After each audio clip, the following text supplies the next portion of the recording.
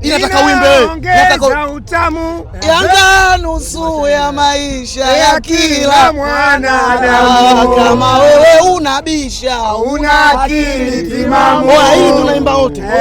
Yanga inaburudisha, inaongeza utamu. Yanga nusu ya maisha ya kila mwanadamu. Wewe ndio Yanga wawe.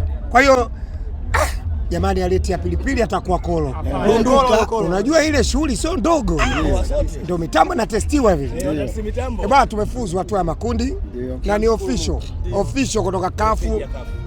Wenzetu bado mpaka kesho, sijui itakuwaje, uwanja utapooza. Manake leo raha Benjamin Mkapa, kila kiti kilikuwa na mtu, kila ngazi ilikuwa imekaliwa na mtu, kwa sababu ya Ghalib Said Mohamed GSM aliona mbali. Kwanza tumpigie makofi wananchi, tajiri yetu.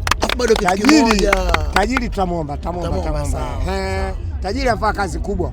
Akili yake ya kwanza ya uharaka ya kugundua kwamba tumemwondoa mwalimu, na mashabiki walipoteza imani na mwalimu Foz baada ya kuwa na mfululizo wa matokeo mabaya na performance mbaya, lakini tunaamini kwamba tajiri alivyowaza kwamba mechi hii inahitaji mashabiki kuivusha kwanza timu, kuipeleka sehemu salama. Baada ya kuivusha timu ndio mambo mengine yatokee mbeleni. Sasa wananchi, timu yetu imeshafanyaje? Timu yetu ishafuzu. Tumebakiza hatua ya makundi kwa ajili ya kuja kufanya maamuzi wenyewe.